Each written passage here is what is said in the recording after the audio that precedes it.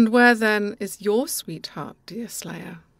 She's in the forest, Judith, hanging from the boughs of the trees in the soft rain, in the dew on the open grass, the clouds that float about in the blue heavens, the birds that sing in the woods, the sweet springs where I slake my thirst, and in all the other glorious gifts that come from God's providence.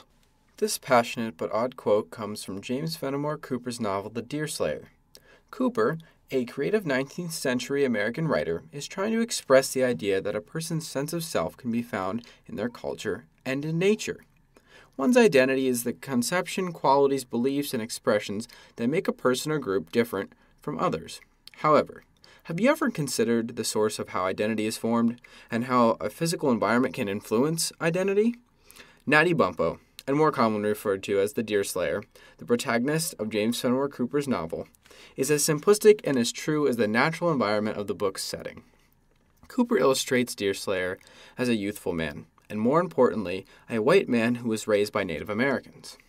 The author portrays Deerslayer's character in such a way that the temporality of the novel's protagonist resembles his dreamlike connection to the natural world. In the closing of the second chapter of the novel, Deerslayer beholds the magnificence of Glimmerglass Lake, which is now known as Lake Otsego in New York.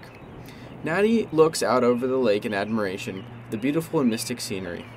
Imagine the motionless waters of a lake or pond, and how the water acts as a mirror, and you are able to see your reflection.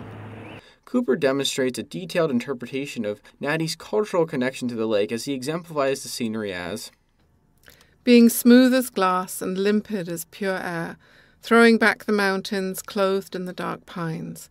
It was the air of deep repose, the solitudes that spoke of scenes and forests untouched by human hands, the reign of nature.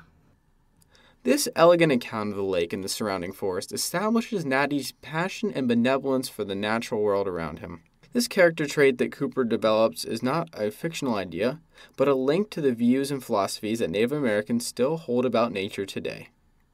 The author crafts a mystical link between Natty's identity with the Native Americans and, as Cooper states, the holy calm of nature. The naturalistic view of human life and the environment we live in is going to be explained now by Haudenosaunee Confederacy member Sid Jameson. We consider ourselves as being one with the land and stewards thereof. This testimony from Sid, as well as the conceptual interpretation by Cooper in his novel, illustrates an ideology that human existence resides in the natural world. This podcast was created by myself, James Ham, for the Susquehanna Country course, and was made in part with Dr. Alf Sivers and Dr. Katie Fall.